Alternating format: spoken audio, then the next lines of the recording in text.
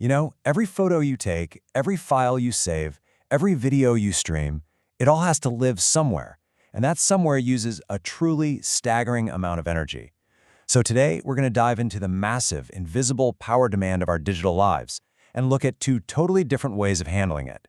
So let's just kick things off with a question. Have you ever really stopped to think about the physical footprint of your data? You know, that photo gallery on your phone or that work project saved to the cloud. It's not just floating around in cyberspace, right? It has a real physical home, and that home has a serious energy bill. Okay, so to get our heads around this, let's first look at the reigning champ, the Goliath in this story, the traditional centralized data center. I mean, this is the backbone of the internet as we know it today. So what is a data center, really? Well, picture this, a gigantic, custom-built warehouse, and it's just jam-packed with rows and rows of powerful computers and storage drives, all networked together. These places are engineered to run non-stop, 24/7, 365 days a year, making sure our data is always there when we need it. And the scale here, it's just mind-boggling. All those data centers around the world combined consume somewhere between 1% and 2% of all electricity generated on the entire planet. That is a massive slice of the global energy pie, and believe me, it's only getting bigger.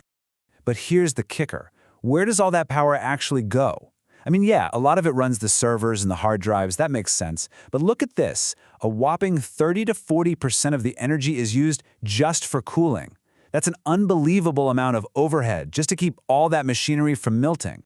To really put a number on it, just one of these huge hyperscale data centers can slurp up over 100 megawatts of power continuously. That's enough juice to power tens of thousands of homes, all focused on a single building. It's wild. But what if there's a different way to do all this? Let's introduce the challenger, the David in our story, a decentralized, distributed network. Let's talk about the Autonomi approach. So instead of one giant building, the Autonomi network is made up of millions of individual devices. We call them nodes, spread all over the world. Now these aren't some special new machines. Nope, they're the computers, the servers, and the storage devices that people and companies already have, already own, and are already running for other stuff. And right there, you see the fundamental difference in philosophy. The traditional model says we need more storage, so let's build more massive buildings, more power plants, more cooling systems. The Autonomi approach says, hey, let's just use the hardware that's already out there and already switched on. It's all about reusing, not rebuilding. Okay, so this is the absolute key to the whole thing. It's this idea of incremental energy. Since these devices are already powered up for their main job, the extra little bit of energy needed for them to participate in the Autonomi network is tiny. It's basically hitching a ride on power that's already being used. All right, so we've met our two contenders. Time to put them head-to-head. Let's get into the energy battle. Now, to make this a fair fight, let's give them a real challenge. Let's say we need to store a massive 80 petabytes of data. And just for context, that's like millions and millions of hours of HD video. So how would each system handle it? Well, their methods are totally night and day. The data center way is brute force. You get thousands of high-powered disks, you stick them in one building, and you keep them spinning and air-conditioned 24/7. The Autonomi way, on the other hand, is way more subtle. It takes that same data, chops it up into secure, encrypted little pieces, and scatters them across millions of devices all over the planet. Okay, now this is where things get really fascinating and maybe a little confusing at first. If you just look at the total theoretical power draw on paper, the entire Autonomi network and one big data center can actually look pretty similar, both in that 100 to 200 megawatt neighborhood. You might look at this and think, wait a second, what's the difference? But see, that's the whole point.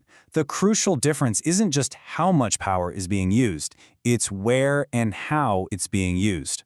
One system concentrates that entire massive energy load with all the infrastructure and environmental impact that comes with it into one single spot on the map.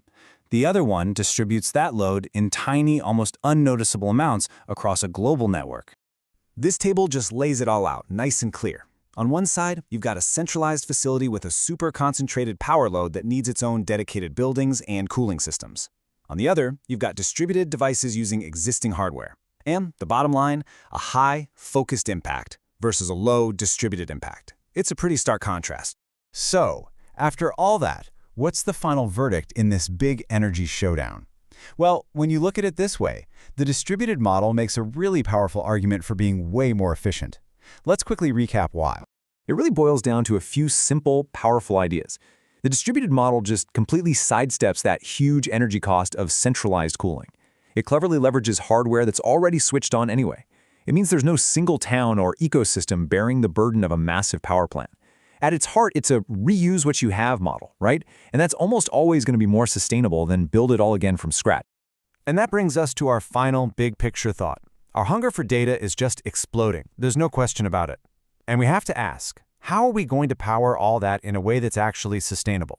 This comparison suggests that maybe, just maybe, shifting from centralized to distributed isn't just a cool alternative. It might actually be a necessity.